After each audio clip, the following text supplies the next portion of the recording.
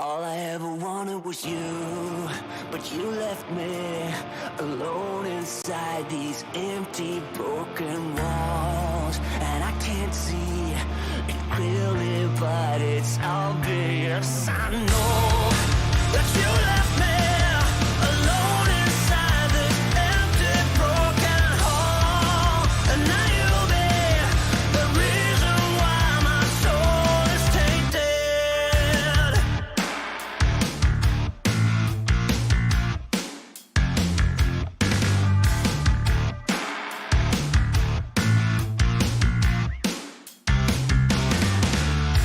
Somebody help me, 'cause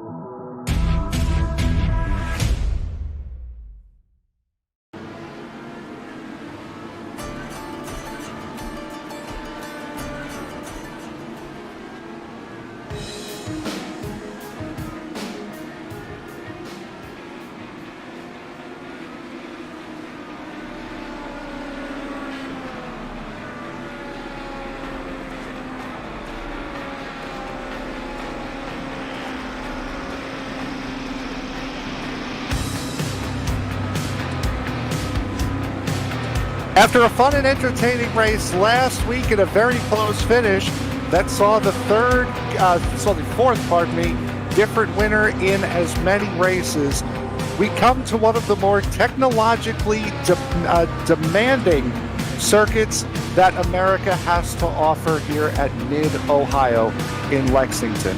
Hello, everybody. My name is Frank Marchese, and you are watching the Sim Racers Edge Alpha Series presented by Turn Racing for round number 5 here at the Mid-Ohio Sports Car Course. And my broadcast partner tonight, Tony Trapasso. Tony, very difficult racetrack to get around here tonight. It's deceptively difficult.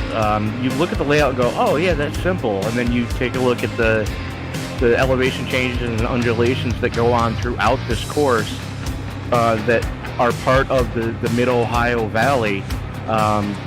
This track will catch you out very quickly if you're not respectful of it. Yeah, these drivers are going to be not only fighting each other, but fighting this track because, as you mentioned, these elevation changes, a lot of acceleration zones are right at the apex of these hills when the car is at its lightest. This is a very, very easy track to end up off making a mistake. Yeah, and it's one of those deals where you've got to know the track and know where you can hit the loud pedal and where you kind of have to let the car just roll the corner. Expect to see a lot of drama coming through the S's. Expect to see a lot of drama coming out of the section known as China Beach, and expect to see a ton of drama going through the keyhole. Keyhole being the hairpin that our current pole sitter Nate Siefker is coming out of right now. Last week's winner, Chris Simard, currently holds the second best time. Butch Davis third, Chris Walker fourth, Jeff Wubker fifth. These guys are about a third of the way through their 15-minute open qualifying session. And if you heard something a little bit different with the name of the series, that's because we have a brand new sponsor on board for the Sim Racers Edge Alpha Series. Tony, why don't you tell us a little bit about them? Well, Turn Racing is a company that's merging the gap between sim sport and motorsport with a series of high-quality sim racing peripherals for the racer who wants to bring their game to the next level. They offer steering wheels based on real-world designs with functionality that sim racers need, from plug-and-play setups for the most common sim rigs to computer-aided design files so you can 3D print your own parts. These guys offer it all. Use the link in the video description below to let them know that Sim Racers Edge sent you and show some support for the league. And without a doubt, we are very excited to have Turn Racing here on board with us for Sim Racers Edge this season. We've seen a lot of close races this season. We saw a wild final 4 miles at Road Atlanta. This race has all the makings, and just because of the nature of the track, we have 25 guys here tonight, 26 actually, and for a track as difficult as this, there's going to be drama packed all throughout this race here tonight. Absolutely. For such the close confines that Mid-Ohio leads to, and like I said, it's a deceptive course because you look at it and go, okay, there's enough room to go too wide here. No, there's not. There's enough room to make the pass here. No, there's not. You're going to see a lot of full send-it modes going into China Beach. You're going to see a lot of full send-it modes going into Turn 1. And you're definitely going to see some guys try full send-it going into Turn 2. And I'm expecting Turn 2 and Turn 8 coming out of the S's to be carnage corners. As we have Nate Siefker is actually letting, that was Butch Davis, go through here. Let's see what we can get out of Butch Davis if he's going to continue on here. Yeah, let's try to ride on board. And Tony, why don't you try to take us through a lap here of Mid-Ohio on board with Butch Davis? Well, Butch just throws it into turn one, lets the thing eat, drifts all the way out, brushes the grass that's just barely keeping it inside the clipping point, coming into the keyhole, and you can see that little extra section that they're not using tonight. That is the hole in the keyhole. Comes out of the hairpin, pulls the trigger, but you got to be mindful of that knoll he just came over because you can really get it light. Coming into China Beach, you're coming into the kink that leads into China Beach. So you're not really lifting there, but you're being mindful that the front's got grip, and it's a downhill into that turn 4 that enters China Beach. You saw all the sand over there. It's very easy to get it all wrong. Coming through the S's, you see him coming over the rise. Very easy to get it wrong there. Coming out of 8, that's where you're going to expect to see a lot of trouble because it just drops. And there you go. What you saw just happen there. Jeff Hollingsworth is trying to get out of the way, and unfortunately, Butch was going for it going into 9, and it didn't work for him. So that's a heartbreaker there, and then that was leading into the carousel portion that leads back to the pit straight. It's so easy to get it wrong there because it's deceptively tight around this place. And not only are you going to be racing the track here tonight, you're going to be racing everybody else around you. You're also going to be racing your own thumb, because tonight, much is the same way they had at Road America, and the way they will have at all the road courses this season, 10 push-to-passes are available here tonight. And we saw in certain aspects of that Road America race a couple of weeks ago, those push-to-passes can mean the difference between a couple of positions. Absolutely, and you're going to see a ton of them used coming out of the hairpin before they get to China Beach, coming through the turn 3 kink. You're going to see a ton of them used there. You're going to see a ton of them try to be used in between 1 and the hairpin going into the keyhole section of the track. You're trying to get as much speed as you can. You're going to see him coming after the knoll, coming out of the keyhole, because you're going to be able to really put the power down and use everything that the car's got ground effects wise. But you really got to be mindful that you can get the thing wound down in time before you get to China Beach, or else you're going to find out why they call it China Beach. Yes, without a doubt. And concentrated aggression is going to be the key here tonight. Just knowing when to put the power down in order to not completely loop yourself around. Being smart on the brakes as well. This is just this is a very technically demanding racetrack and mentally demanding racetrack as well. But looking at some of the race information here, as we've only got about 3 minutes left in the qualifying session, these drivers only have an 81% fuel limit, only allowed to fill the cars up to 80% here tonight. No limit on tires. They do have one fast repair available to them, so watch out for that. Pit road will close on lap 13 for these drivers. That was when they went over that in the drivers' meeting. A competition caution, just in the same way they threw it at Road America. There will be a competition caution here tonight on lap 15, so expect a lot of pit stops coming around the lap 11 to 12 range in this race. So as we get back to qualifying here, Butch Davis, who we rode along with earlier, has now gone up a P2 on the timing chart, and this is where you're going to see a lot of those guys who are not necessarily that comfortable on the ovals are going to really shine here. Jeffrey Roulette's been iffy on the ovals, but had a good race at Road America. Yari Brupatcher, same thing. So we're going to be seeing a lot of guys here, different guys, up towards the front. We are, and you're definitely going to be able to tell which guys had the most laps in practice. They had, I think it was 4 hours of open practice last night prior to the track closing. But these guys, all of them have turned just a ton of laps at this facility to make sure that they know where they are, they know what's coming up, and they know when and where they can put the power down, and hopefully when and where they can use those all-important push-to-passes to make it happen for them tonight. So again, Nate Siefker still on pole. Chris Simard has actually now jumped Butch Davis into the third position again. Ronnie Osmer, who is heading through the carousel right now. The very slow and winding portion of this racetrack is currently sitting in P4. Chris Walker, who is now headed up to the carousel as well, behind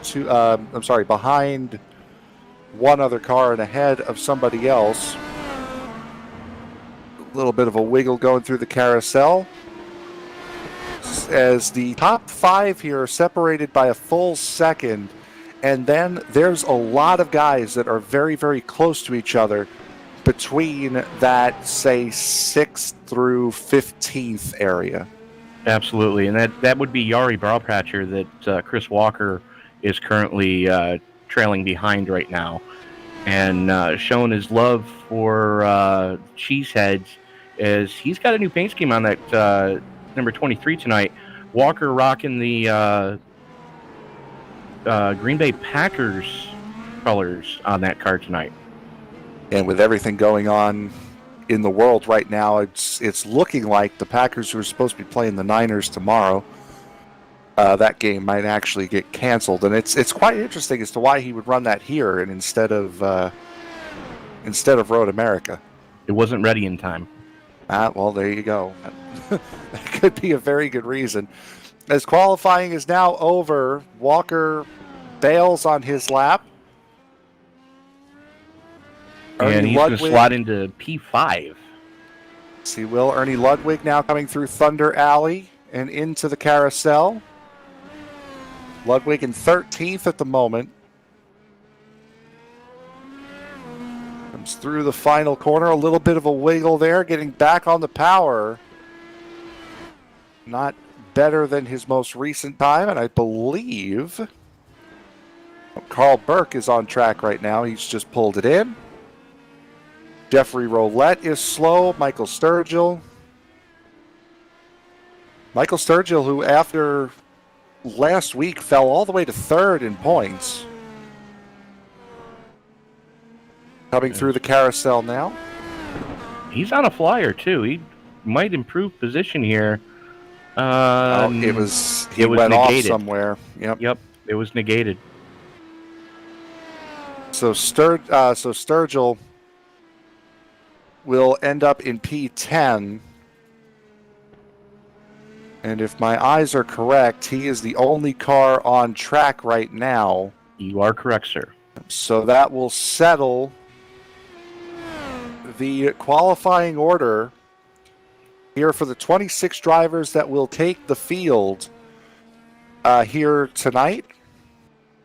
And once these guys start to grid up, and I mentioned just a second ago the point standings as of right now. Chris Simard, after his win last week at Twin Ring Motegi, now sits atop the point standings, just 6 points ahead of Brett Beasley, who's also been a very solid runner this year. Yeah, absolutely. So you got Simard, Beasley, Sturgill, Siefker, and Crumry, your top 5. And I'm looking down through the laps. Only 4 drivers have completed all 518 laps this season. That is, of course, your point sitter, Chris Simard, Brett Beasley, Paul Crumry, and Tim Bates. All 4 of those guys are represented in the top 6 in points. But as the cars grid up now on Thunder Alley, let's get to the starting grid for tonight's 5th round of the inaugural Sim Racers Edge season presented by Turn Racing. It'll be Nate Siefker and Chris Simard on the front row here tonight. Butch Davis and Ronnie Osmer will take row 2. Row 3 will be Chris Walker and Jeff Wubker, Jeffrey Roulette and Yari Browpatcher on row 4, Kevin O'Brien and Michael Sturgill on row 5, Jeffrey Bogan and Mark Walker on row 6, and row 7 will be Ernie Ludwig and Tony Phillips. Dan Brazington and Carl Burke are going to roll off in row number 8, with row 9 going to Tyler Vickery and Kieran Bergelli. Will Fletcher and Jeff Hollingsworth are going to see row 10, with row 11 going to Paul Crumry and Johnny Antonucci. Charlie Woods and Tim Bates going to roll off in row 12, with Brett Beasley starting shotgun on the field. John Fry has not taken the car off the hauler yet. So there are 26 haulers in the pits. However, Fry's has already withdrawn from the event. So that would leave Charles Woods, Tim Bates, and Brett Beasley as the only 3 that have not set qualifying times. The field now rolling off as we get set to begin the 5th round of the Sim Racers Edge Alpha Series presented by Turn Racing season. Here tonight, it's going to be a fun and entertaining night. Action all over the track. Siefker and Simard lead them down. Siefker comes out of the corner, and Simard's already in trouble. Right as we get under green, Chris Simard in trouble, off before he even gets to the start line. And that off-camber dip that was coming out of the final corner caught Simard off, and he drops to the tail of the field as we stay green, being it is a road course, local cautions only. But right now, Siefker shows the way. He's got Davis and Osmer in trail. About a 3-car length lead over Davis as they head into China Beach and now into the S's over the knoll. And you've got to be real careful coming out of China Beach going into the S's, because that rise will catch you off. And same thing going into turn 7 and coming out of turn 8. Yep, coming out of right here, because these acceleration points, as we mentioned at the top of the broadcast, are right up at the height of the apex, the very top of the apex of these hills, the crests of these hills, where your car is the absolute lightest. So very easy to spin that car around. Speaking of spinning the car around, Chris Simard is headed into the carousel right now. He has made up one position, does have a pretty significant amount of right front wing damage, and he is in pit road, unsurprisingly, to get a new front wing.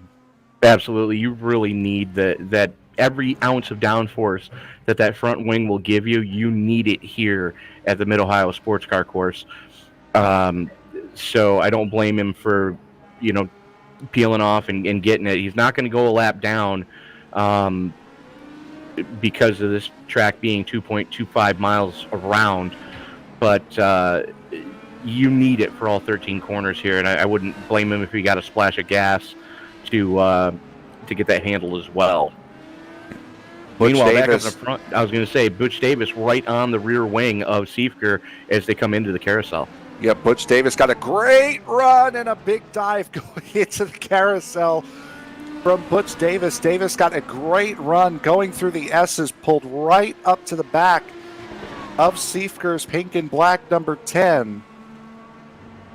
And Siefker right now trying to hold on. The top 4 separated by 2 seconds.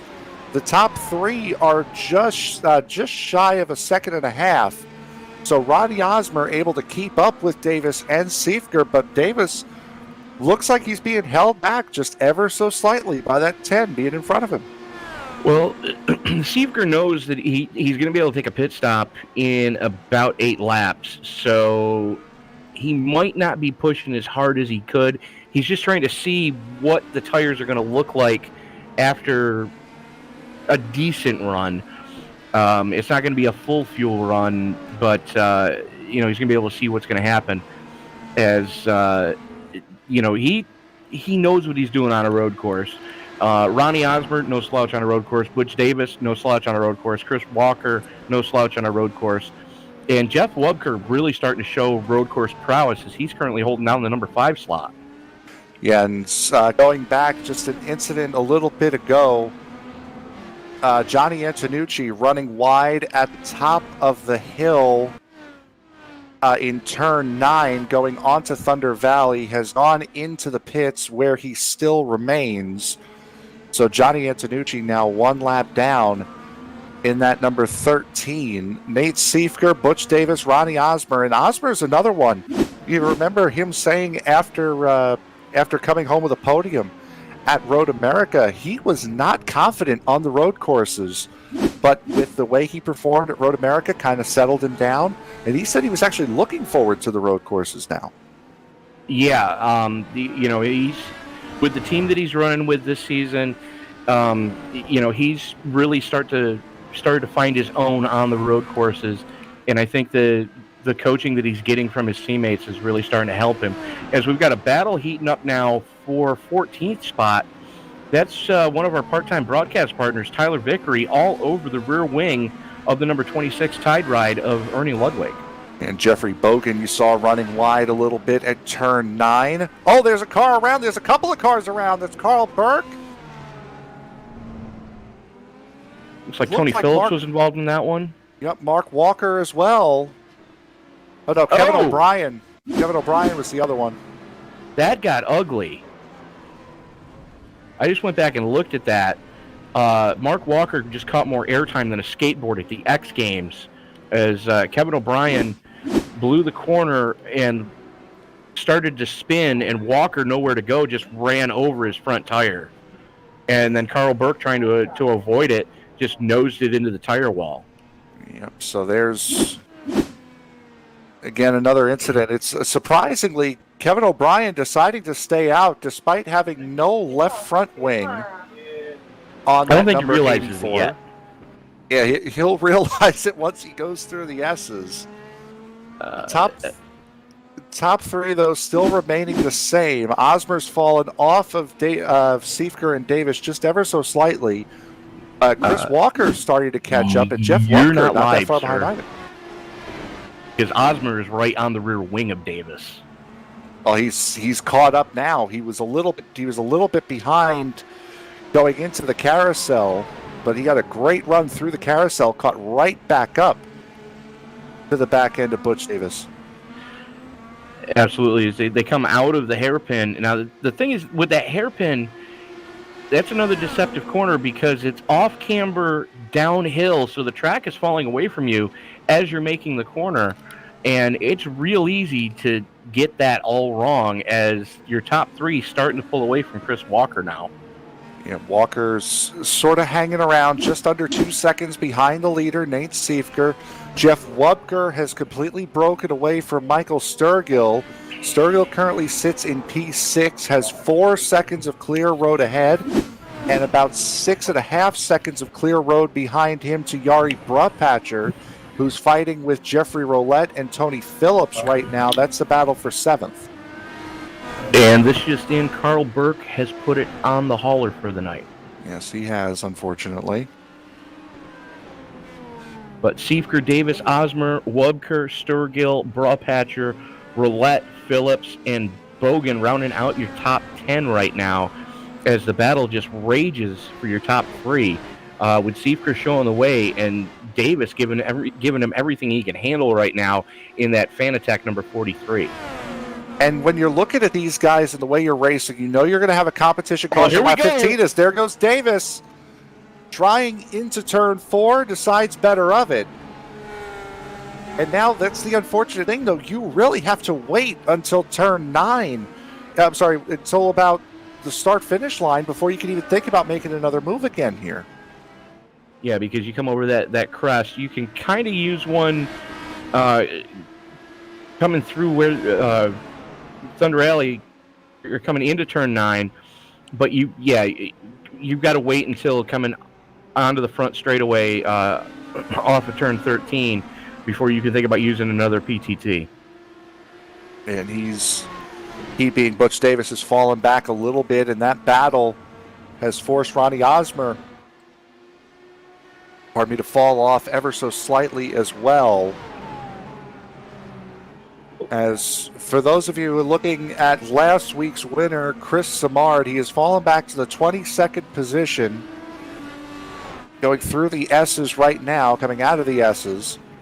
That is Mark Walker he is fighting with. That is for the 21st position. He's still on the lead lap, but Simard, after starting in P2, has everything to do. Absolutely, and he lost a ton of time having to limp that car around after chunking it on the start. He's going to have to do yeoman's work to climb through the field, but Simard has the experience in these Indy cars to make that happen as he's working on the back of Walker right now as they come into the keyhole.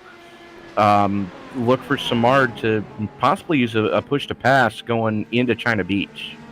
Simard in qualifying a second and a half quicker than Mark Walker in the 00. Got the run on him now, and Walker's going to let him go. Smart decision from Mark Walker, and there's 21st position for Chris Simard. Yeah, that was a tough break for Simard at the start. I kind of wonder what the top 5 would look like right now. Had Simard not had that oops coming out of the final corner coming to green, and we got one way off pace. Brett Beasley. Brett Beasley, he must have had an off somewhere. Yep, he got it all wrong coming through turn 8. He was sideways going in and just almost caught the Armco coming out of the corner and just barely missed hitting anything. And that would be the access, that would be the escape road. Well, it's escape road. I should say it's more of a safety vehicle entrance on track. Right. That Brett Beasley slid into off of the exit of turn 9. And still the top 4 maintaining quite closely now. Chris Walker is a little bit of a look there for Butch Davis, going for the race lead. Chris Walker is as close to the race lead as he has been since the start of this race. Only a second and a half now separating the top 4. Jeff Wubker on an island in 5th position right now. Michael Sturgill in 6th position on an island as well. Then you're looking at 20 seconds back from the lead all the way back to Yari Brupatcher, who's actually lost that position. He's lost 2 positions to Roulette and Phillips, who are having a big-time scrap going into China Beach. And Phillips lets him go. It kind of had to at that point. You know what's coming up. It's still a lot of racing left to do. And if, somebody wants to throw it into the corner like that, the only thing you can do is just, go ahead, bud. There's way too much racing left before, I'm not going to even attempt to bang my stuff up this early in this event. Ronnie Osmer pushing it a little too hard, coming out of turn 1, clips the grass, loses the 3rd position to Chris Walker. So now it is Seifker, Davis, Walker, Osmer, the top 4. The latter 2 have now fallen back because of that little tiny mistake from Osmer. As Brett Beasley, after going off in turn 9, has called it an evening in that number 69, and that's unfortunate for the driver that's currently sitting 2nd in the point standings. Yeah, you hate to see it happen for anyone, but you got to figure that there seems to be a cursed point standings right now as, Simard has had problems here at Mid-Ohio, and so has Beasley, so that's really opened the doors. Osmer peels off to go pit side on lap 11. Yep, we're starting lap 12. Remember, at the end of this lap, pit road is going to be closed. So these drivers, if they want to pit prior to the competition caution, they're going to have to do it this lap. Osmer might have made the incredibly smart move here of getting the undercut on the 3 guys ahead of him. Absolutely, because they're going to have to go pit side now as Osmer hit his marks perfect, and he is already down and away coming out of pit road. And Seifker just going out of the S's right now, or into the S's right now. It's going to be interesting to see what type of outlap Osmer can get if he can keep that car pointed in the right direction, we may be looking at the new leader. It was a huge advantage for Ronnie Osmer being able to come out ahead of the trio of Tyler Vickery, Jeffrey Roulette, and Ernie Ludwig towards the pits. Nate Siefker is in. Butch Davis stays out. Chris Walker is in as well. Jeff Wubker stays out. So a couple of different strategies here as the pits will close at the end of this lap. The two of the three leaders decide to come in. Davis wants the lead heading into the caution. Well, Davis is looking to get that all-important bonus point for leading a lap. As he's currently mired back in 13th in points, he needs every point he can get right now to try to climb through these standings. As Siefker is down and away, and he got out in front of Osmer. Yep, Siefker's in the keyhole. Walker entering the keyhole right now. Behind him is Ronnie Osmer. So Osmer might be a little bit closer to Chris Walker, but actually a little bit further away from Nate Siefker as we have a car around at the exit of turn 9. That's Paul Crumry in the 3.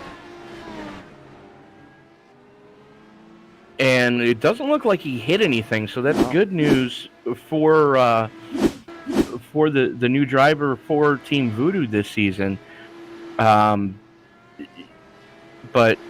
he is going to go pit side this time to get for Mr. Feelgoods and a fresh tank of Go Fast.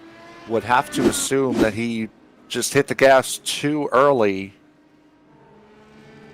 at the crest of that hill and just looped it around.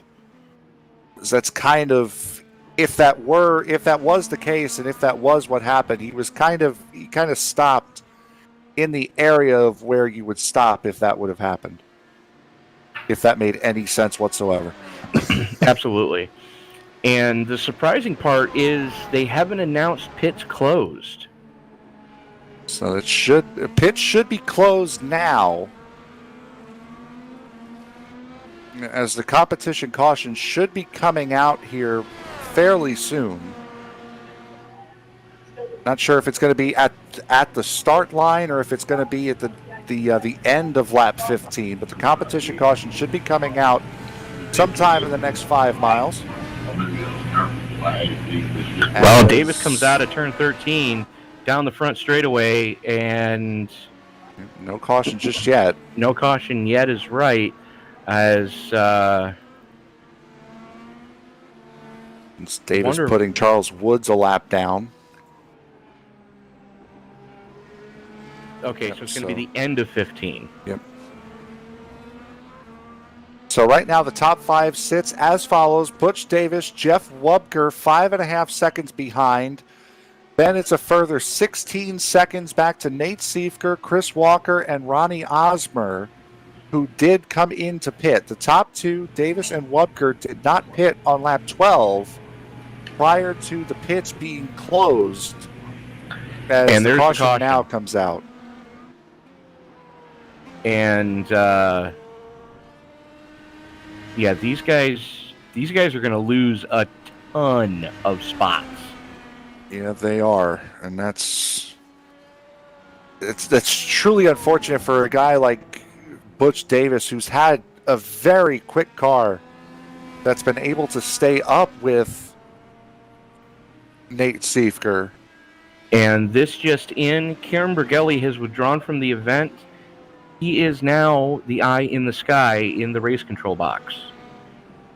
So you go, Kieran Bergelli, I don't believe actually started the race. He did not. Yeah, so there's that. Yeah, we will do that as we get to this stage caution. We'll wait for the field to gather back up.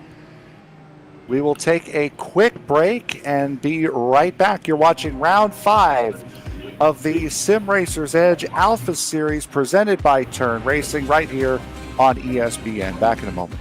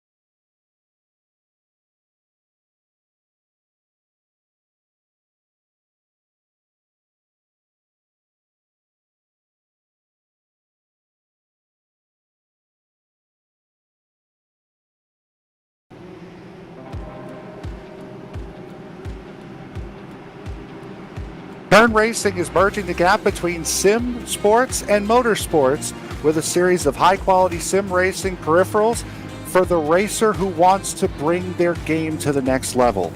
They offer steering wheels based on real-world designs, but with the functionality that sim racers need. As from plug-and-play setups to the most common sim racing rigs, computer-aided design files so you can 3D print your own stuff. These guys offer it all. Use the link in the video description below to let them know Sim Racers Edge sent you and to show your support for the league as we are back racing here at Mid-Ohio. Butch Davis did not hit under that caution flag, as you saw during that little bit of a break. Jeff Wubker as well did not come into pit. Ronnie Osmer did, however, lead a group onto pit road, so that has really shuffled this field up.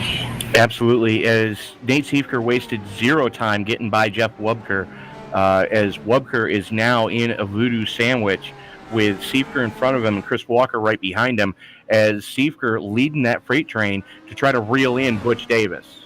Yeah, Michael Sturgill just getting past the lap car. That is the 3 of Paul Crumry. He is currently sitting in the 20th position, not for position, sitting between Michael Sturgill and Yari Brubpatcher right now. And behind Yari Brubpatcher is Ronnie Osmer. As we mentioned before, Osmer came into pit road in about that 5th or 6th position, only came out 8th. He's up to 7th, having already dispatched of Tony Phillips.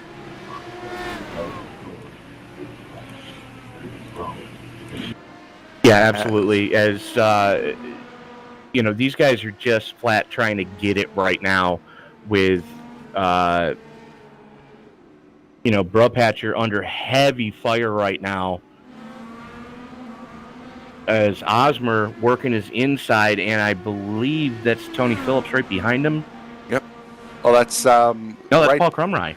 Yes, that is Paul Crumry. As Osmer gets that move done prior to heading into turn 4, going into the keyhole, Chris Walker got around Jeff Wubker, more like Wubker let Walker around. So it is Davis, Siefker, Walker, the top 3, Davis and Siefker, starting to streak away again. Remember, though, Butch Davis might be a strategy call, only a 60-lap race here tonight. We're at the 20-lap mark right now as Davis crosses the line. Could this be a pitch strategy for him to try to make this a one-stop race? That's the safe bet. Everybody else has already spent a ton of time on pit road during the first part of this race and under the caution. So, Davis is probably trying to make it one stop, and if that's the case,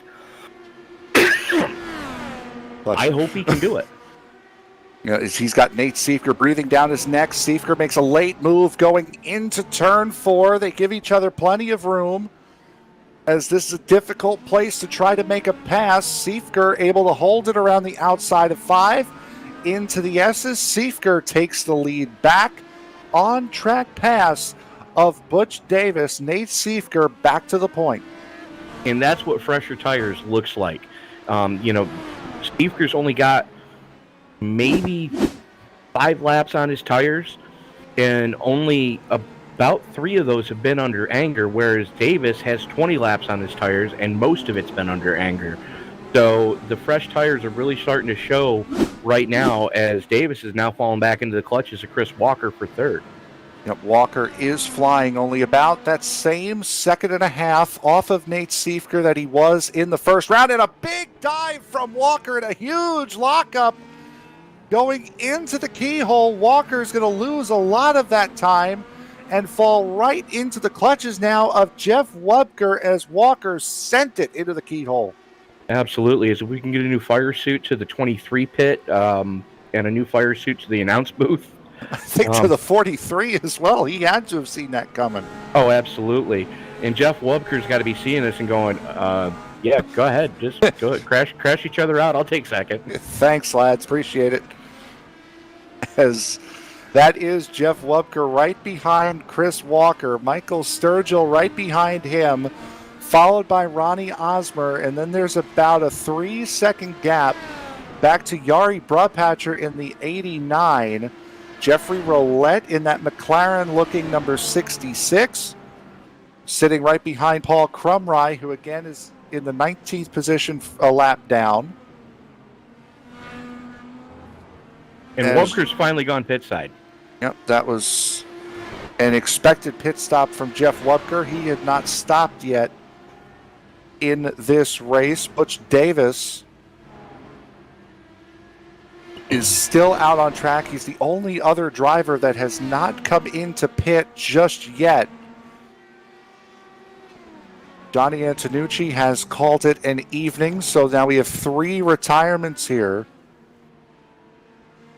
So only, 21 drivers left on track right now. That's what my math comes out to, is Walker, Mark Walker, throws to the inside on, I believe that was Bogan. That is, you are... Incorrect. No, you were right. Yeah, you were right. It was Jeffrey Bogan. I was actually watching Tyler Vickery and Tony Phillips. I apologize, folks. Oh, okay. So that... there you go. I don't know what I'm doing anymore. Is Butch Davis now in the pit road. So, and we knew once Wubker came in, you knew the clock was ticking for Butch Davis. Absolutely. So definitely cannot make it from here. No, certainly cannot. You know, we're only 22 laps in the books, and it's a 60-lap race. They're definitely not making it a one-stop event. It's Jeffrey Roulette slow. Oh, he had a big moment going into one. Just got it all wrong there. Looks like he tangled with... Yeah, he did. He banged wheels with Crumry, and was lucky he didn't get hung up in the sand there. Yeah, trying to get past the lap car of Paul Crumry. Now Roulette sitting behind Butch Davis now. So Nate Siefker, with that pit stop of Butch Davis, is now up to a 5.1 second lead over Chris Walker. Ronnie Osmer has worked way into the 3rd position. That will put Michael Sturgill in the 4th position, and Yari Brudpatcher into the top 5. He is in 5th. And don't look now, but take a look at who's sitting in 10th. That would be the Nuclear Banana number 77 of Chris Samard. He's actually up in the 7th now. Yep, fighting Tony Phillips for P7 is Chris Samard on the outside of the keyhole. He's going to get a nice little run here. Coming out, he does not have the preferred line going into turn 4. Doesn't matter. Phillips isn't there anymore. Yeah, I was going to say, took it very wide because Phillips has had a connection issue. And of course, there he comes, popping right back in on the apex of turn 4. Yeah, that could have ended about 8 different kinds of poorly. But luckily, you know, Samard is a seasoned enough racer that he realized what was happening and gave plenty of room going into that corner, because that's the worst feeling in the world, to know that the car's not there and all of a sudden it reappears and you see a helmet next to yours. Yeah, and of course it's always in the apex of a corner, as now Chris Samard again, who spun off of the start, having not even made it to the start-finish line to begin the race, up to P7. That is Paul Crumry ahead of him.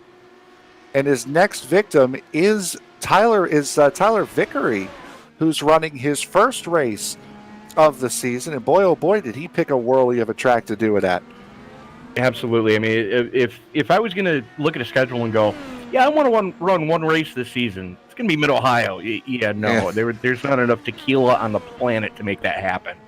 Yeah, no, that's one of those that's one of those deals where you just sit back and go, are you sure about that? But speaking of Tyler Vickery, congratulations to him on picking up a real-world ride at, I believe it's New Smyrna is where he's going to be calling home in the real world this coming season. Wow, congratulations to Tyler Vickery. Tyler Vickery, for those of you who don't know, does attend the... Oh, Jeff Wubker we're hearing with damage. Oh, yeah, Wubker's missing his entire front nose cone. Going back to see what the heck happened. Yeah, me as well.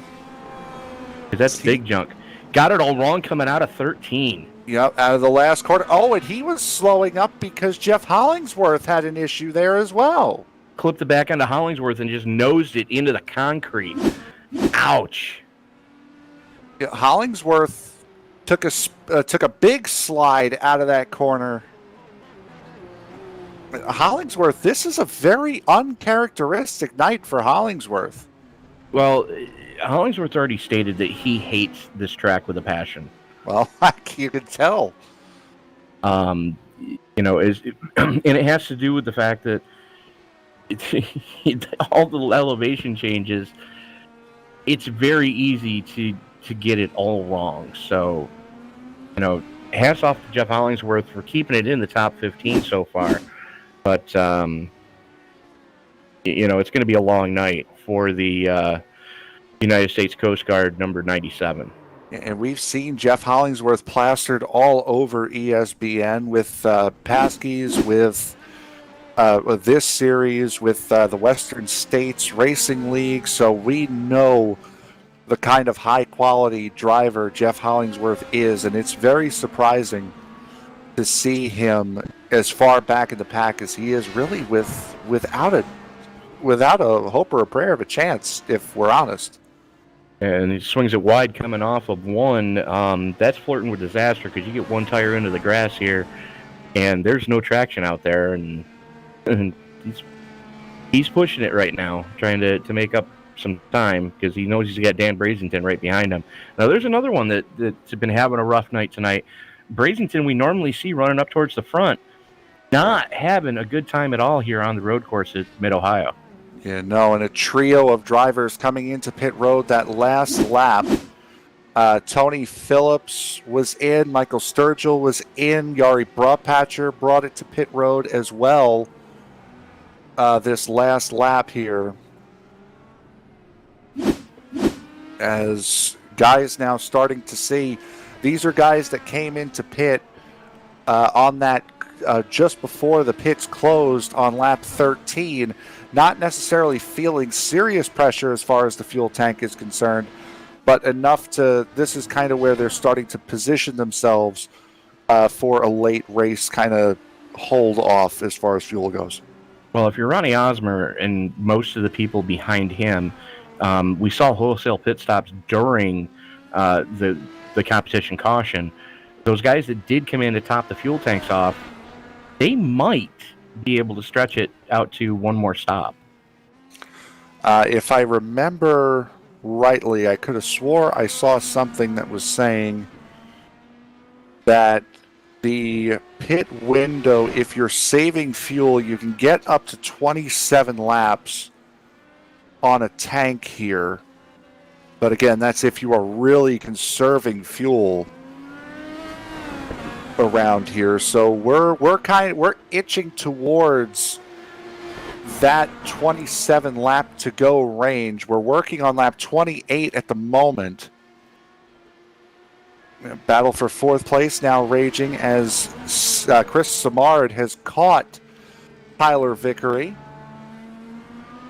And as far as experience in the IndyCar, it's basically a rookie against Mario Andretti at this point. Samard now just trying to bide his time here. And going back to what we were talking about several minutes ago, before Jeff Wubker so rudely interrupted us, with Tyler Vickery, for those of you who don't know, he attends the Dan Patrick School of Broadcasting. He has been somewhat of a figure at New Smyrna recently, as Chris Walker, we're hearing Chris Walker's had a moment, and he certainly has, because he is behind Ronnie Osmer at the moment. He got it all wrong coming through 13. He actually did the same thing that Samard did at the start. Samard did, yeah. And that let Osmer sneak on by him. Oh, he actually, Walker was a little bit earlier than Simard. Simard was going through the last corner. That was just too much gas coming out of the carousel. And now Walker sitting behind Ronnie Osmer. That's for second position now between the 23 and the 55. And Vickery doing everything he can to try to crash the number 24, almost catching the pit wall coming out of 13. And now he has just lost, going into the S's now. He has lost that battle for fourth position to Chris Simard. So, third time lucky. Tyler Vickery, attending the Dan Patrick School of Broadcasting, has been somewhat of a fixture at New Smyrna. Very, very nice. Congratulations to him. Hearing now that he's going to be doing stuff with New Smyrna. So, congratulations to Tyler. Absolutely. As everyone's somewhat spread out here, the closest battles right now are the battles for fourth place, which is Simard and Vickery. Simard now starting to put distance between himself and the 24. Ronnie Osmer and Chris Walker, this is the battle for second place. Really your next closest fight, and you can look a little bit further back in the field, the battle for 10th position right now, actually the battle for 9th between Jeffrey Bogan, Mark Walker, and Jeffrey Roulette starting to get some kindling to it. Absolutely. As Walker, this should be the last week that he's running the plain white wrapper that he's got on that car now, as there is a new paint scheme in the works for the 100 car.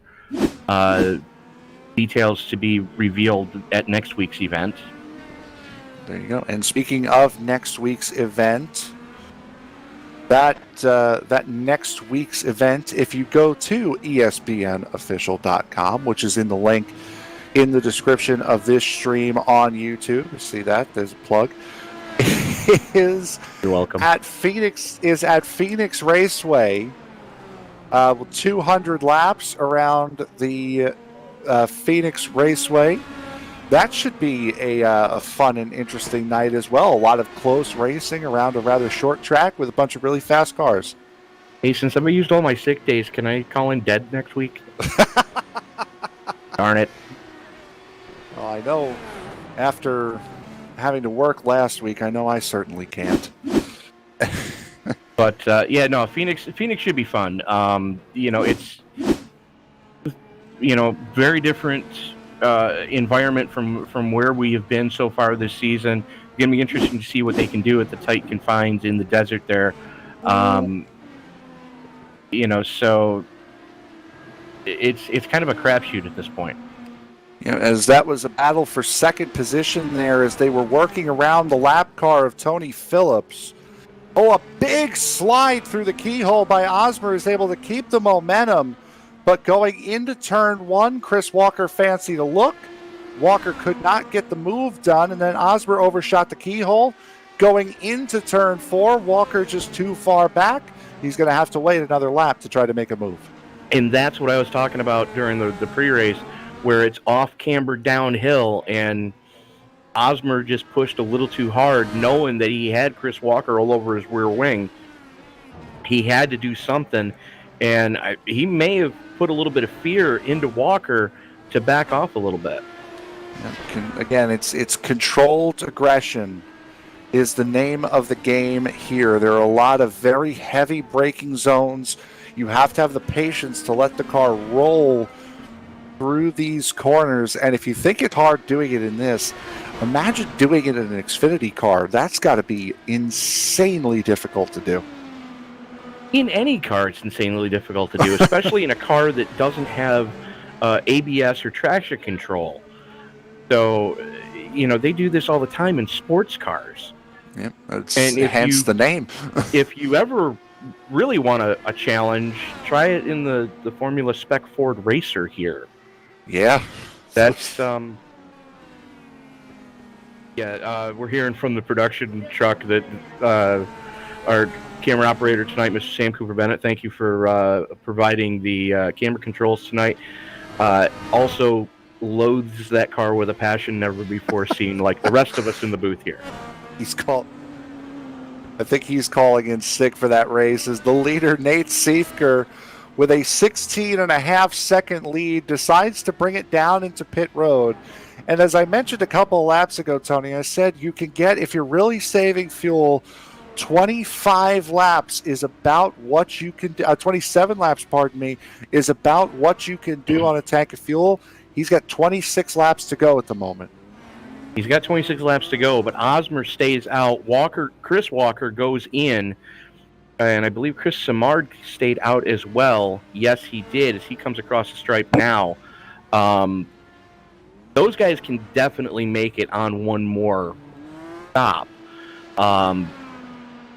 Siefker, he's going to have to save a little bit of fuel. Same thing with Walker, but it's hard to bet against those two on a road course, as we've seen what they've done in the past.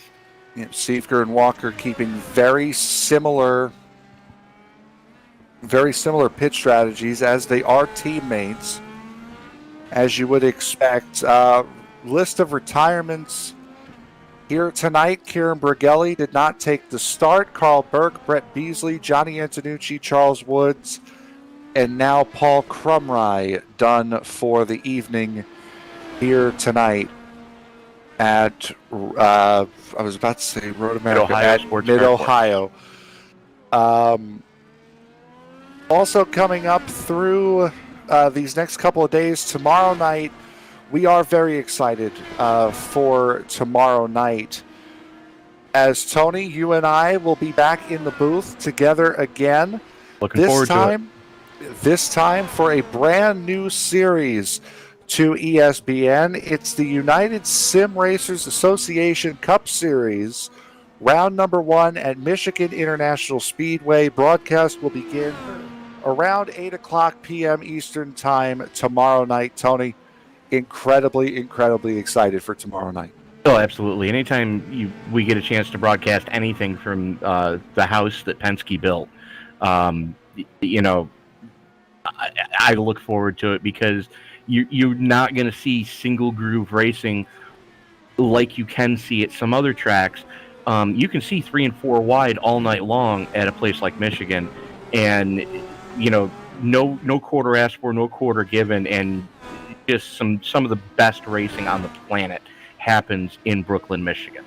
Yeah, the MPI, the USRA, pardon me, Cup Series, as battle for 5th position heating up now between Tyler Vickery and Butch Davis. I was going to say, much like the MPI series, as Simard takes it to pit road, you're right, Tony.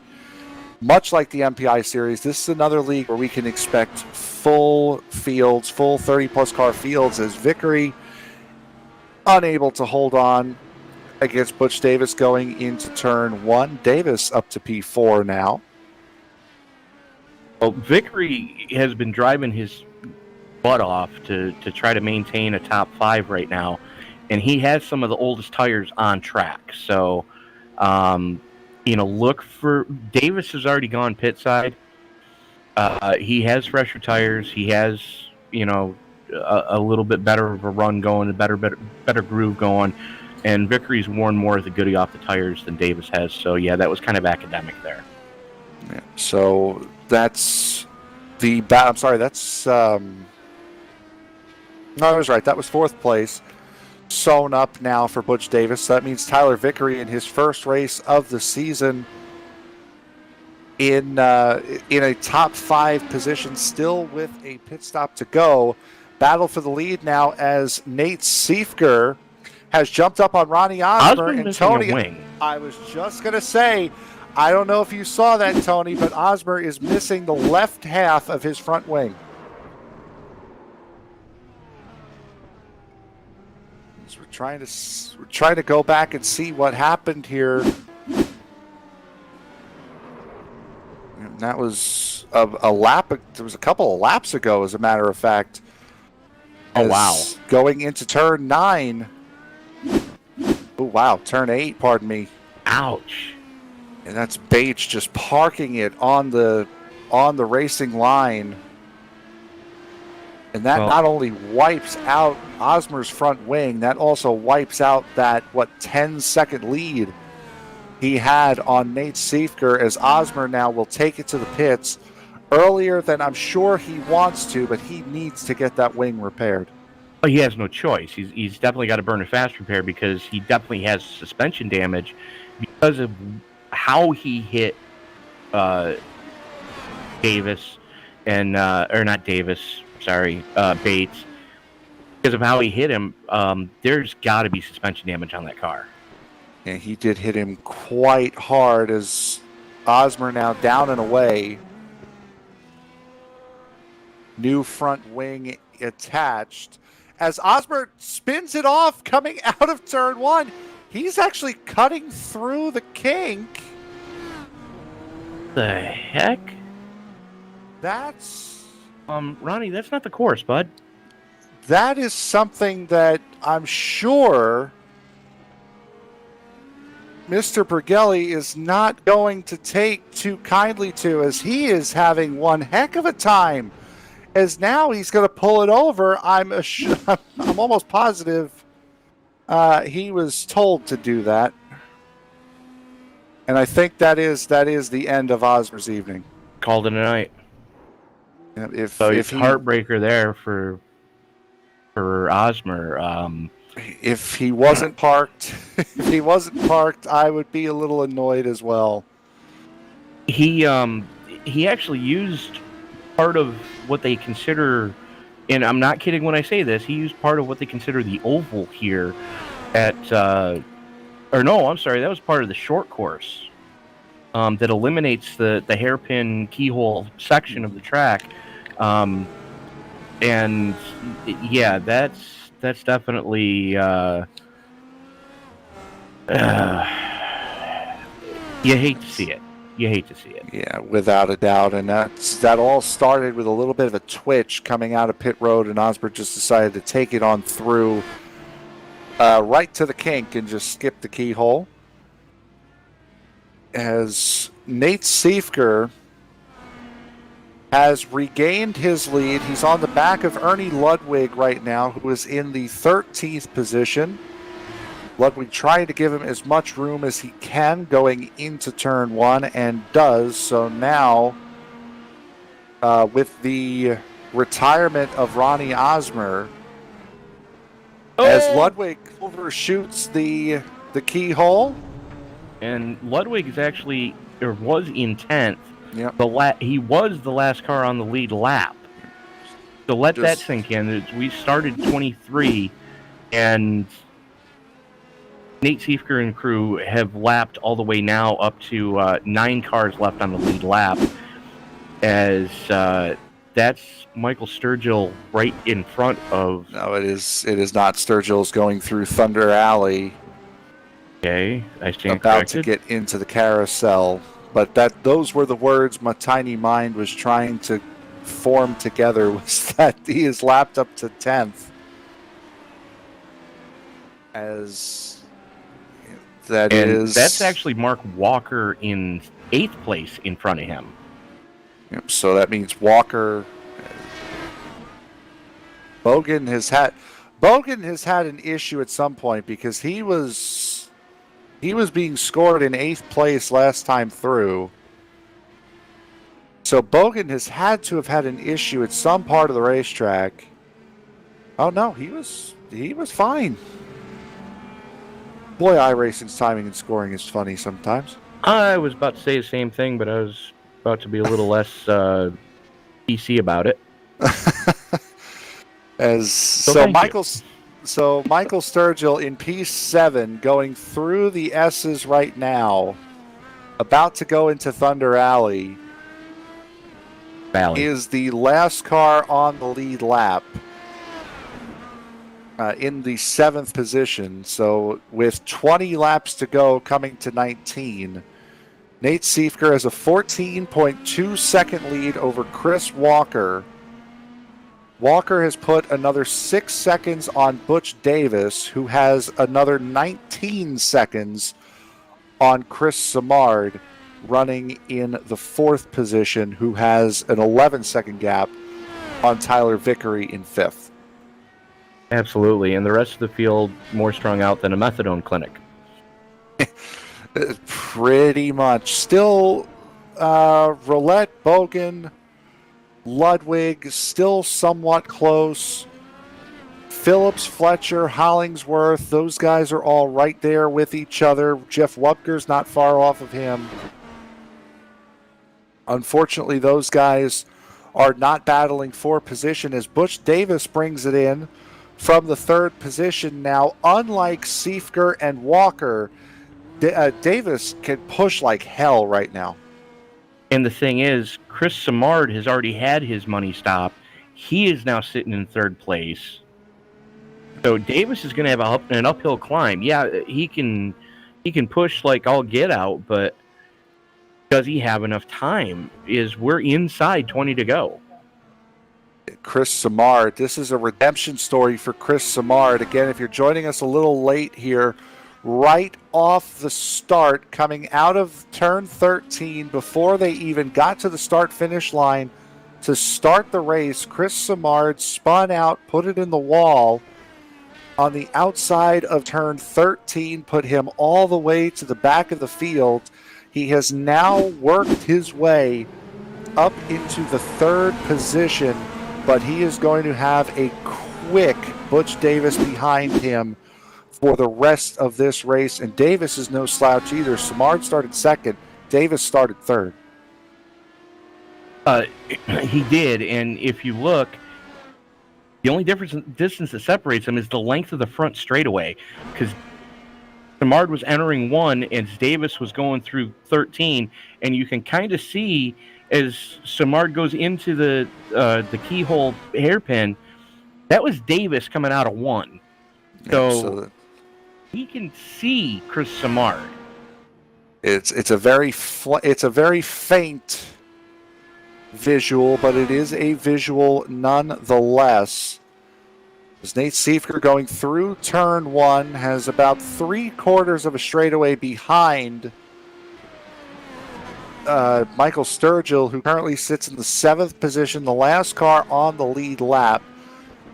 Sturgill is 4.5 seconds behind Jari Brupatcher, who is in the middle of a battle between lap cars. That's Ludwig in front of him and Tony Phillips behind him, as Ludwig and Phillips are for position. Meanwhile, Brupatcher is just trying to get away from these guys. No, he's not. Brupatcher's in P6. Oh, okay. So apparently Brupatcher just pit. Thank you, iRacing Timing and Scoring. Yeah, that's all that is right there. So that is a battle for position between Ludwig, Brupatcher, and Phillips. And that's Chris Walker right behind them. Yes, it is. Walker behind them. That's a nice little battle there. Ludwig has Bogan and Timothy Bates going into pit road. Brupatcher still trying to get around Ernie Ludwig, and yep, that is Brupatcher in P11. 4 positions, so only the top 6, and soon the top 5. Ludwig defensive right now as Brupatcher goes around the outside. That's through the keyhole. That is one of the most difficult moves to make on this entire circuit. That's a power move, and that also has to be pushed to pass. You don't get that kind of run without a little bit of assistance. A great job, though, by Jari Brupatcher making that very difficult move work, getting himself into the top 10. The fact he made that move stick is nothing short of phenomenal. It absolutely was a great move from Jari Brupatcher. Probably the move of the race. I was thinking the same thing. It was top 5 remaining the same. It is Nate Siefker, Chris Walker, Chris Simard, Butch Davis, Tyler Vickery, the top 5. Nate Siefker going into the keyhole right now. That car that just flashed by was Michael Sturgill in P6. So only the top 5 are set to be on the lead lap here. And looking at qualifying times, Tony, the man who started in P17, his first race of the season, at one of the more difficult tracks that the U.S. has to offer, running in top 5 position. Yeah, I mean, especially considering we haven't seen Tyler Vickery in an IndyCar in probably 3 months. This drive from him is nothing short of phenomenal right now, and I'm already going to cast my vote for you. You know what I'm casting my vote for right now. I do. As Sturgill takes it pit side for his money stop. Yes, Sturgill in, so that moves him off of the lead lap. And just looking at Tyler Vickery momentarily, during practice, Vickery's fastest lap was a 1:11.272. His best lap in qualifying was a 1:10.405. His best lap in this race is a 1:09.959. He's only run one lap sub 1 minute 10. To put that into perspective, Nate Seifger's pole time was a 1:07.6. And Vickery is in the top 5. He's survived the carnage. He's run a smart race. He's kept the car out of trouble. He hasn't overdriven it. Thanks for proving me wrong, Tyler, yet again. A little tiny slide, a baby slide there. But, he's driving at the skill level that we all know he can drive at. He's finally showing it tonight here at Mid-Ohio. He's having an absolutely phenomenal race. Is the driver, that number 24, is a little tiny bit of left front wing damage, but nothing that's going to keep him down from getting that top 5 position. Mark Walker is the next car behind him, and Walker bringing Jeffrey Roulette with him. Those two are just entering the keyhole right now. Tyler Vickery is entering the S's, so Vickery's P5 is pretty well safe from Walker and Roulette, who are going to be fighting for P6 here momentarily. Now, we've all seen Tyler drive before, and if he's listening to the broadcast, you know he just said challenge accepted. And Chris Samard's in for his money stop. He's going to lose third position as Butch Davis flashes by. Yep, so there goes Butch Davis. You just saw Wubker. There's a couple more guys that looked like Phillips and O'Brien going past him now. I believe that was Tyler Vickery. So that moves Vickery up into 4th. Yep, so Vickery in 4th position now. He's got pretty much that entire straightaway between turn 1 and the keyhole, and he's just got to hold it for about 11 laps. But we know Samard's going to be coming. Samard is going to do exactly what Carroll Shelby said to do at the 24 Hours of Daytona one year, and go like hell. Yep, that's certainly what he's going to be doing. As that 77 comes out in P5, the last car on the lead lap, and not that far away, actually, from getting lapped by Nate Seifger, who, as we saw at Road America, he's up there with one of the top road course racers you can find. We all, a week ago, about said, yeah, this is really his race to lose. Oh, absolutely.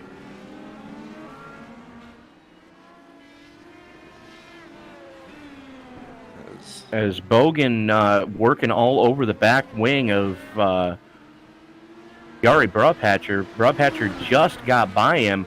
Bogan trying to battle back, and Brabhatcher having none of it as he's starting to walk away from him. Slips high coming through the carousel, though. That's going to let Bogan get right back on his rear wing. And that's Ernie Ludwig and William Fletcher right behind those two. There's a little bit of a gap there, but Fletcher and Ludwig still hanging out there. Not too far behind them is Ronnie Osmer, Jeffrey Roulette in and out of pit road. So Jeffrey Roulette was sitting in the 7th position. He has fallen now all the way down to about 14th position. So that's a That's a costly stop for the driver of the 66. Yeah, you kind of hate to see it. It's one of those deals where he wasn't considering fuel mileage as much as he probably should have or could have. But don't look now. Chris Samard is starting to make up ground on Tyler Vickery as he just blasts by Kevin O'Brien. If we can get the boys in the truck to cue the Jaws music, he's reeling in Vickery hand over fist, and with 10 laps to go, there's enough time for him to catch him. 3.5 seconds the gap between the 77 of Samard and the 24 of Vickery, and looming behind those two is the race leader, Nate Siefker. So that would be Samard getting the blue flag warning here, not that far away, as it looks like the only 3 drivers here tonight, and this goes back to what we were talking about a second ago. Only 3 drivers tonight that are going to finish on the lead lap are the drivers that are going to finish on the podium, because Nate Siefker has taken this race and walked. And I'm not even sure we're going to have a total of 3 on the lead lap, because Butch Davis isn't that far in front of the battle that we're watching between Vickery and Samard either. And Butch Davis heading into turn 4 right now. Samard and Vickery are in the keyhole, so there's still a little bit of a gap. And again, Siefker trying to make the long end of this pit cycle. Try to work to his advantage. We've only got 8 laps to go here at Mid-Ohio, as Siefker is 18 seconds ahead of Chris Walker, and Walker is a further 30 seconds up the road from Butch Davis in third. So the question is, has Siefker saved enough? Because we saw him pit with about 26 to go. And, I mean, yes, it's within the window if you save, but did he save enough, as Samard is within 5 car lengths of Tyler Vickery right now for 4th? Tyler Vickery starting to fall backwards now, as we would have expected, not just off of raw pace between the 24 and the 77, but tires as well. Samard has the advantage in all phases there, and again, Samard trying to defend that newly gotten points lead after winning last week at the Twin Ring Motegi Oval. He's trying to stamp his authority on this season, trying to move out in front of this field as much as he possibly can, as early as he possibly can in the points. He's taking a little bit different line there, coming through 4, just out of 5, coming out of China Beach. And he gets it all wrong going through the S's. He was able to keep it going, though. That was a great run from Samard to be able to get that far wild and act as though nothing happened. That was impressive. Well, we've Siefker's in the pits. Siefker couldn't make it, and now that immediately raised the question, could Walker make it? Well, we're about to find out as he's coming through the carousel now. Is he going to peel off? He's wide. Yes, he is. He's off. The benefit of this right now is that Butch Davis was 49 seconds behind Siefker, so this is essentially a free stop for those two. Siefker's down and away before Walker even makes it to his pit box. Butch Davis is heading through Thunder Alley right now at the top of the hill at turn 10. I'm sorry, turn 11, pardon me. Now going through the carousel. Walker is exiting pit road in turn 1. So those two get a free stop, and Walker slides it on pit exit. And there's Davis. Fresh tires, though, that's the only thing I would say. But boy, oh boy, Walker did not make it easy for himself. As Davis, you're right, is right on him. Still. Walker's on cold tires. Davis has heat into those tires. Yeah, he's got a few laps under anger, but for at least a few corners, he's going to have more grip than Chris Walker, and he's within push-to-pass distance. Certainly within push-to-pass distance. Not at the moment, as Walker going through both of them going through the S's. The battle is going to be here for P2 on the podium. Tyler Vickery and Chris Simard. Simard has gotten past, he has not gotten past Vickery just yet. So Vickery doing a fantastic job of holding on to P4. But the battle right now is going to be for the second position. As there you see Chris Walker. He's got some heat in his tires. He's now starting to pull away from Butch Davis in the 43 with just 5 laps to go. Absolutely. As Davis is starting to fade, Walker finally has some heat in those Firestone Firehawks, and he's going to start to stretch his legs. Looking now, Ernie Ludwig, just flipping through the field, Ernie Ludwig has a lot of left front wing damage on that number 22. He's on that number 26, somewhere. Pardon me. Definitely had an off track somewhere. Yeah, that's a rather big moment there. That's either a wall or he's hit somebody. He's trying to hold off the 66. That is Jeffrey Roulette. This would be a battle for Ludwig to try to hold on to the 11th position. Got to do it with Jeff Hollingsworth, I'm being told.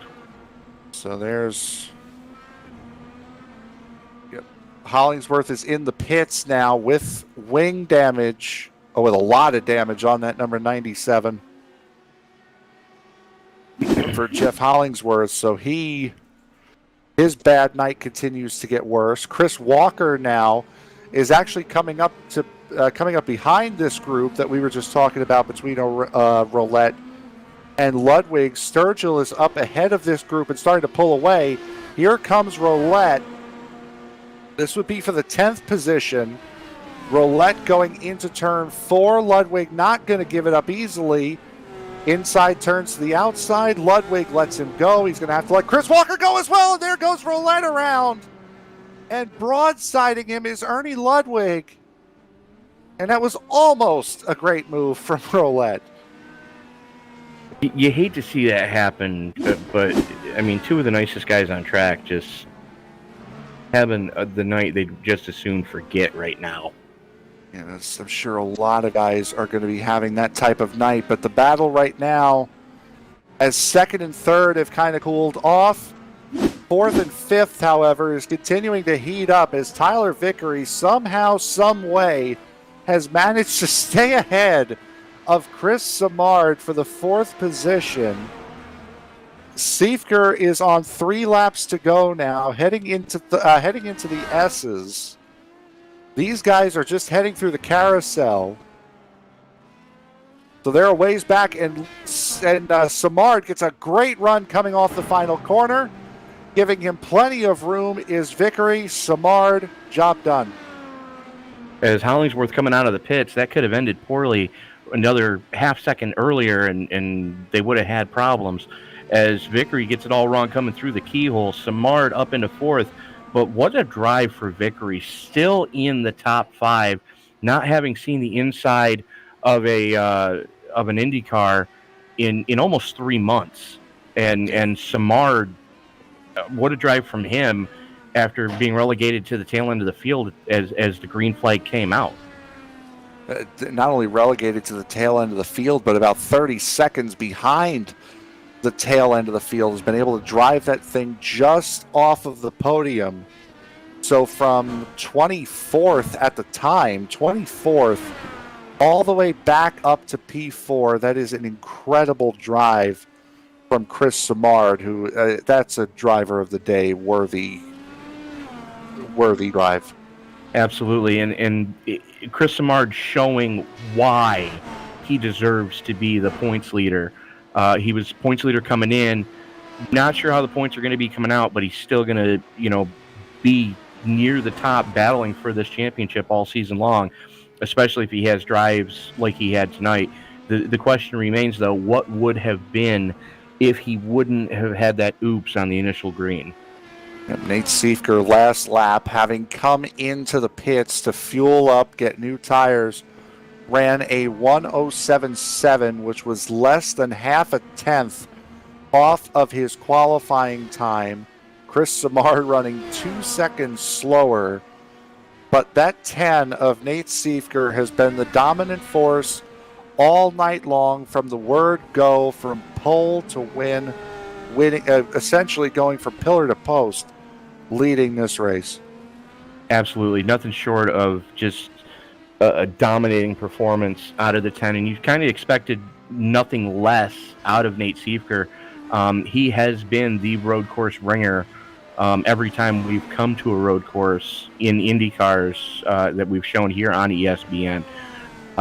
So, you know, the question is, does anybody have anything for him as the season moves forward? Nate Siefker comes across the line. He will win the ESBN Grand Prix 135 at Mid-Ohio for his second race win, both of them on the road courses. Chris Walker now coming through the carousel. Butch Davis not that far behind. It will be Walker finishing second, Butch Davis in third. Chris Simard now heading up towards Thunder Alley.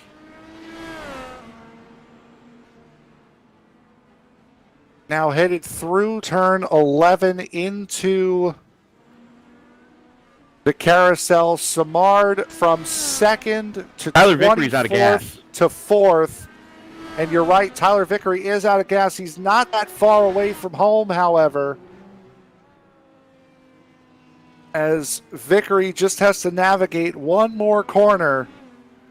And Tyler Vickery on fumes has come home to finish in the fifth position in his one and only race so far this season. There is your top five, and the only five to finish on the lead lap here tonight. We almost didn't have that either.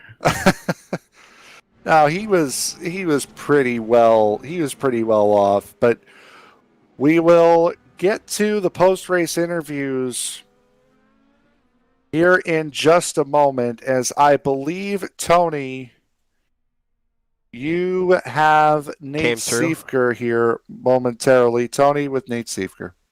Nate Siefker, from pillar to post, flag to flag, whatever you want to refer to it as, dominating performance. That's the only way to describe what you did here at Mid-Ohio today. Thank you. I don't know what to say to that. I mean, yeah, it was a little difficult, a little stressful at times.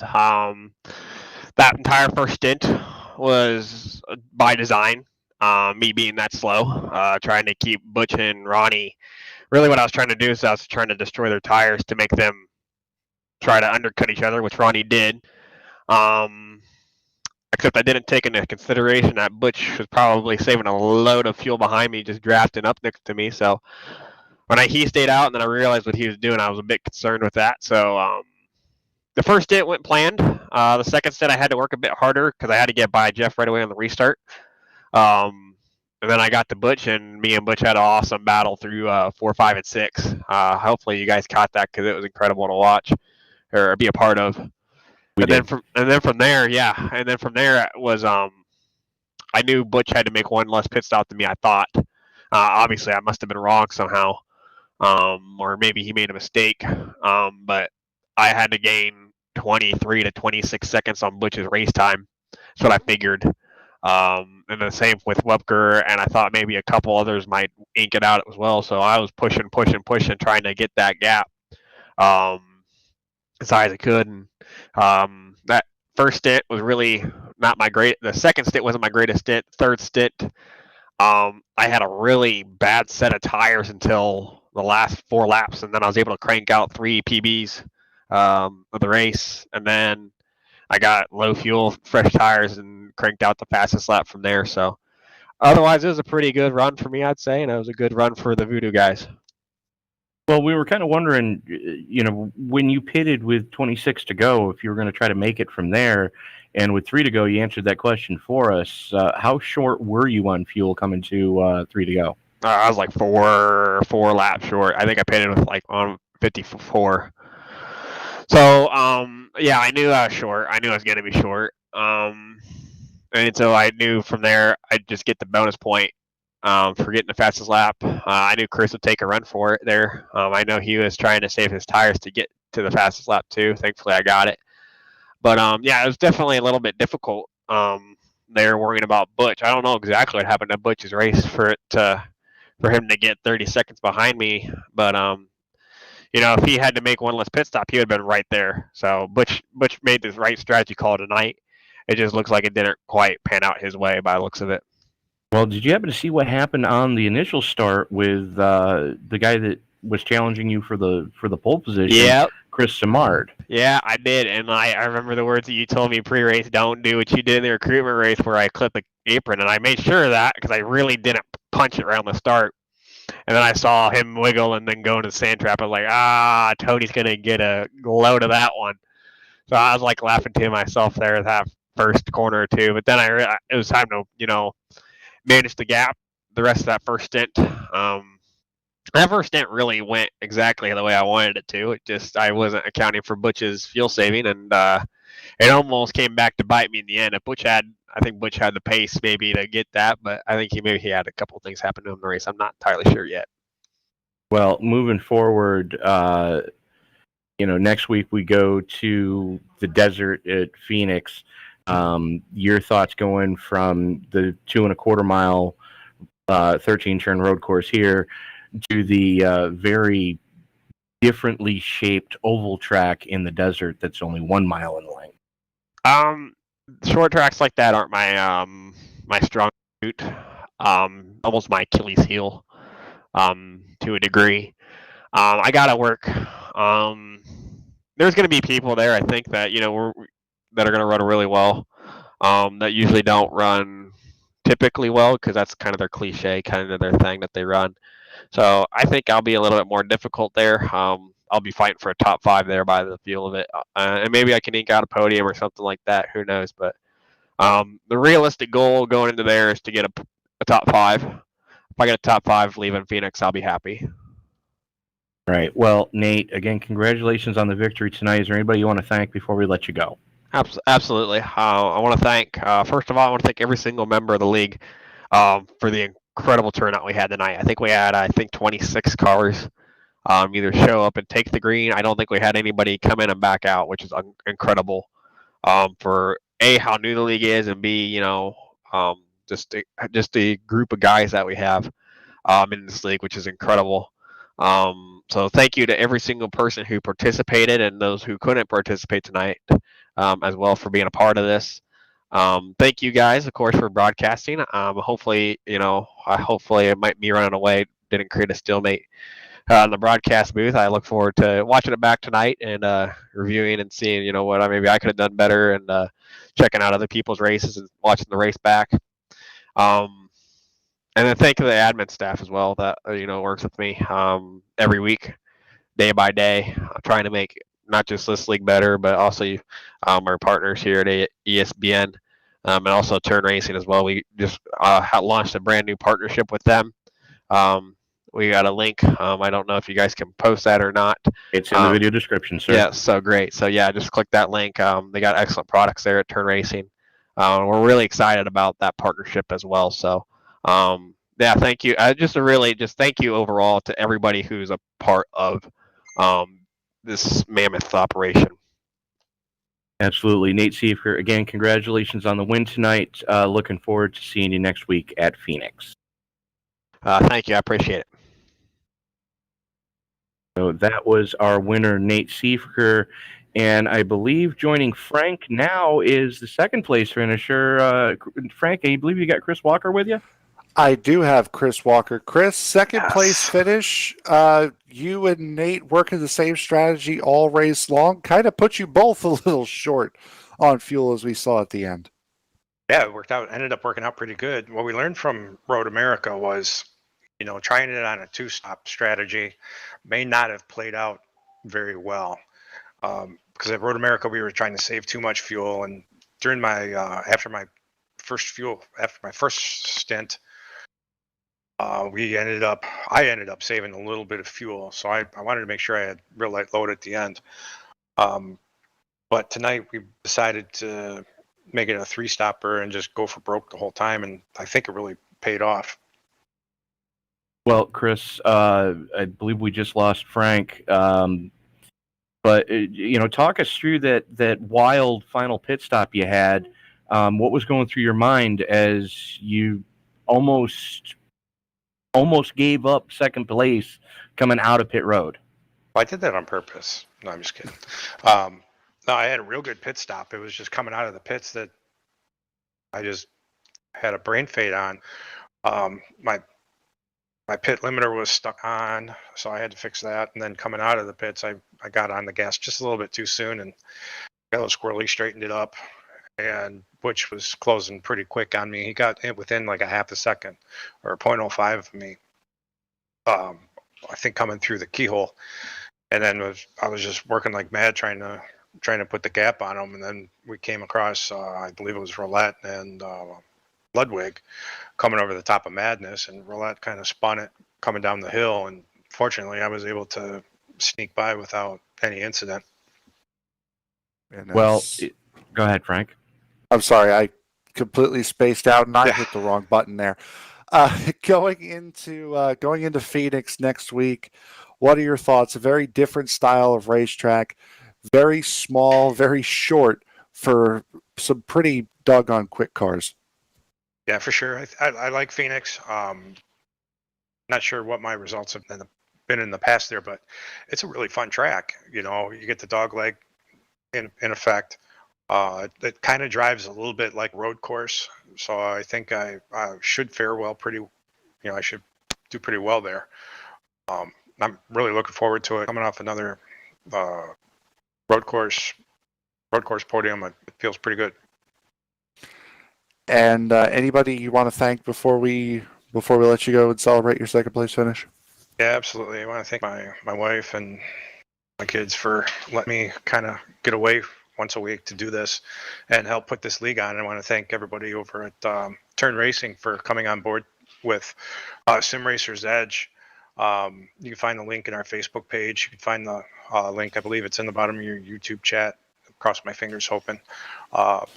Any purchase made through Turn Racing using that link will give us some credit.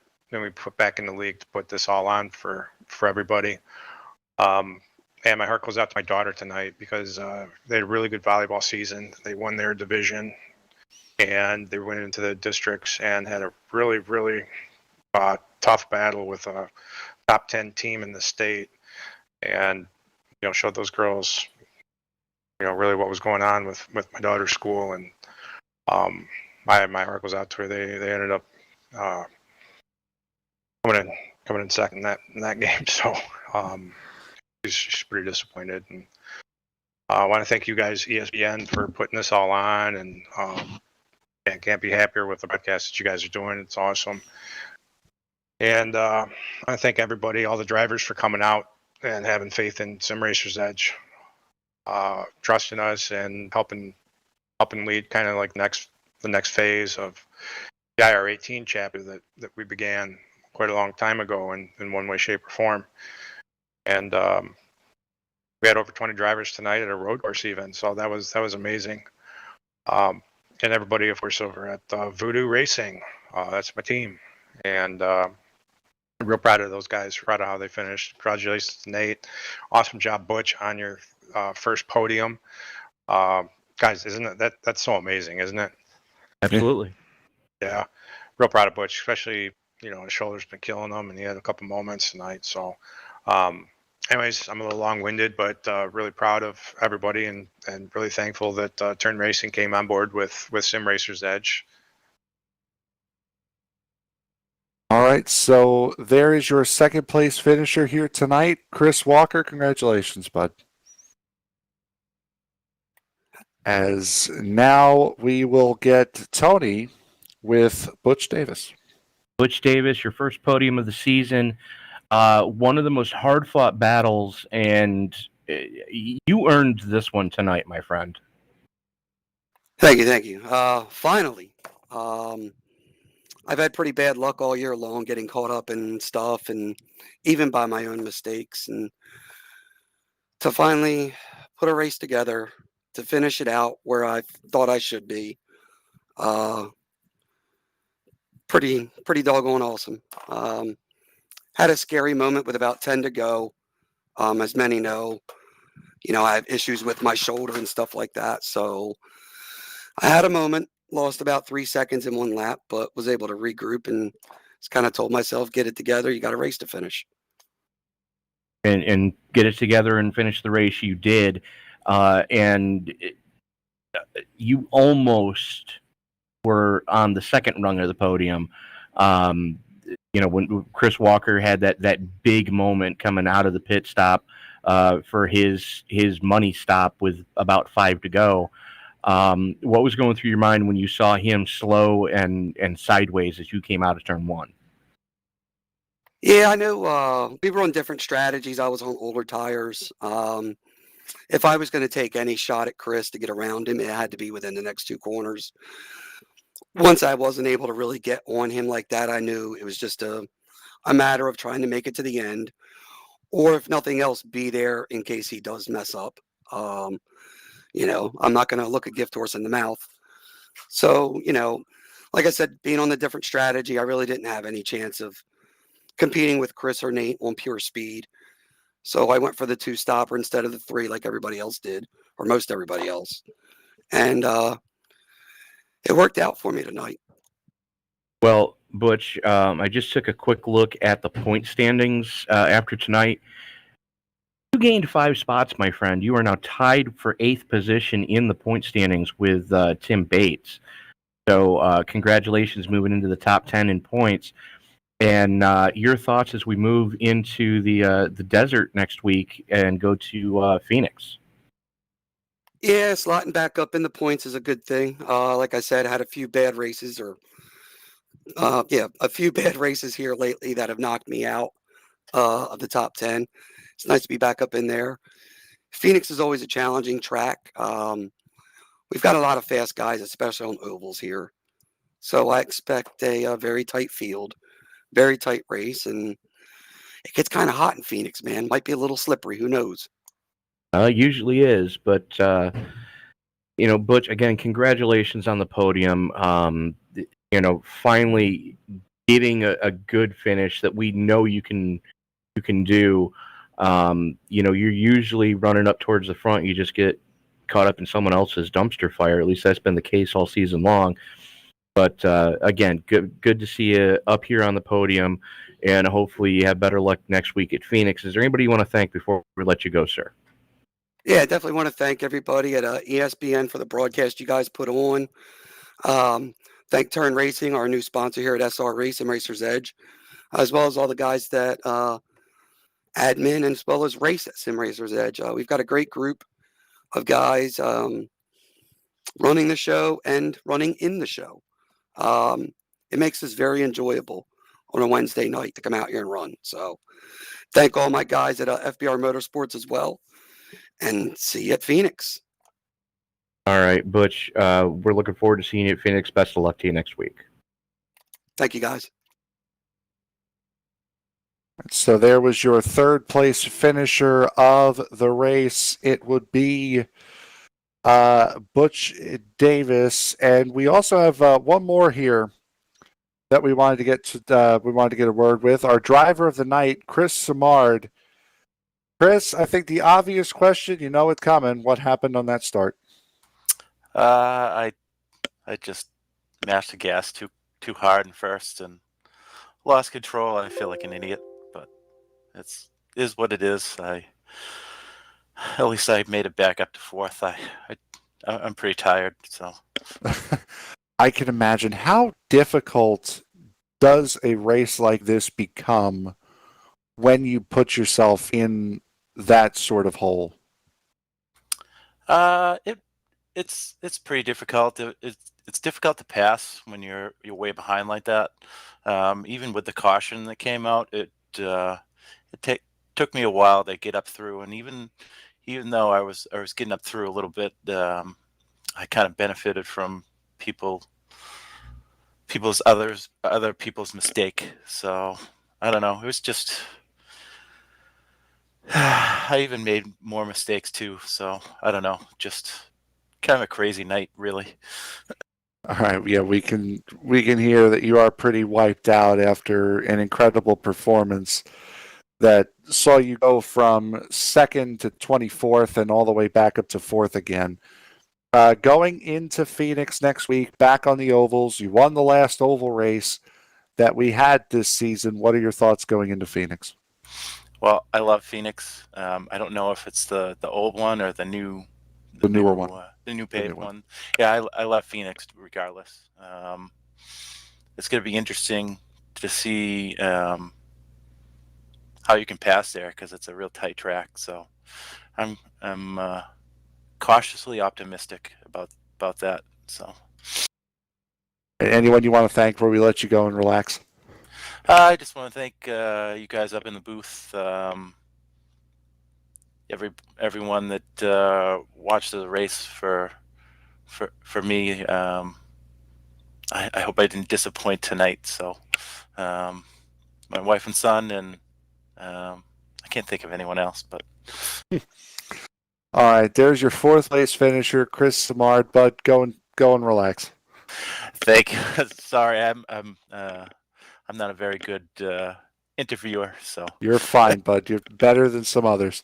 Well, before we let you go, Chris, I did want to give you the news. You were 3 points behind Nate Siefker in the point standings going into Phoenix, but you are the only driver in the series to have completed all 578 laps this season. Yeah, I was just talking about that in TeamSpeak. I really that's kind of an accomplishment for me because I usually was it the fifth race now, so that's pretty cool. I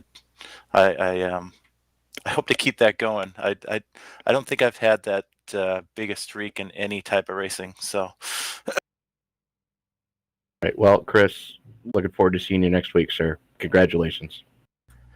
Thank you, guys, and look forward to Phoenix next week. It's going to be great. All right, so that was your fourth place finisher, Chris Simard. And Tony, what a fun night we've had here. It's such a difficult circuit to drive. I think it shows the level of talent that they have here in the Sim Racers Edge IndyCar series. The fact that we saw battling all throughout the field tonight. We saw guys just going hammer and tongs for fifth place, for sixth place, for 10th place. There was battles all throughout the field. So there was pockets of competition. Yeah, we had the couple of aliens that we have, whenever we have sim racing. But the fact that, these guys,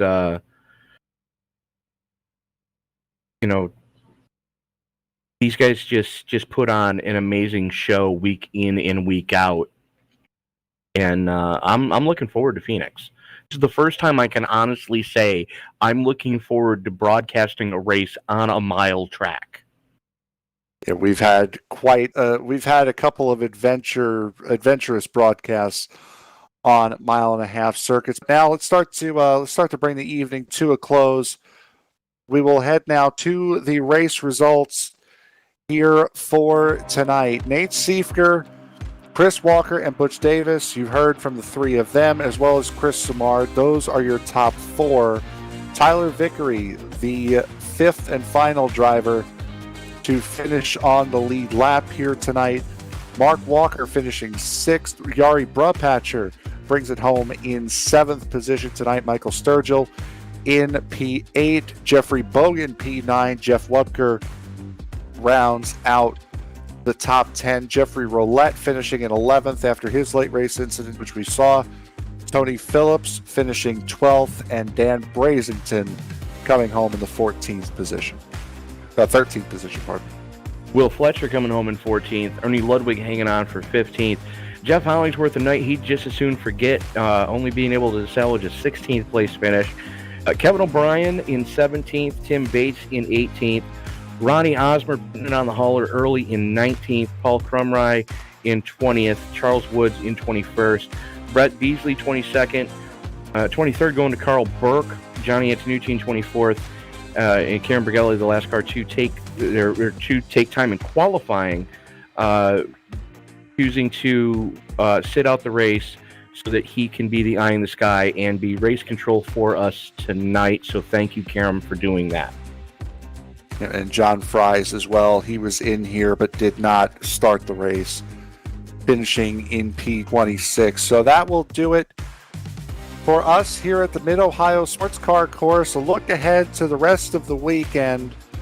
Well, the rest of this week here on ESPN. Again, tomorrow night will be the debut of the United Sim Racing Association Cup Series, round 1 of their 5th season at Michigan International Speedway. That will be at 7:55 p.m. Eastern Time with Tony and myself tomorrow night. iRacing East Super Speedway Series, round number 15. Their final race before the chase in the Xfinity cars at Daytona. 90 laps. Myself and Sam Cooper Bennett will have the call on that Friday night starting at 8:20. Saturday afternoon at 1:30 p.m. Eastern Time, the first round of Season 2 for the E-Formula 3.5 Series. Sam and I on the call for that as well at the Autodromo Nazionale Monza for race number 1 of Season 2. On Sunday night will be the season finale for the Dirt Championship Esports Series. Tony and Kevin will have that call starting at 8:10 p.m. Eastern Time, a 50-lap race from Eldora. And then on Sunday night, to round out the week, it'll be myself and Sam in the booth again, 8:55 p.m. Eastern Time for Kickin' Asphalt Racing's MPI Cup Series, round number 8 at Richmond International Raceway. That will round out the rest of the week in broadcasts. Again, you can find the links to all of these broadcasts, not just on our YouTube page, but on our website, ESBN Official, as well. Down in the link, down in the description of this YouTube stream, you can find the links to that website, our Facebook page, our Twitter page, and our Teesprings store. You can also get to the Teesprings store through the website.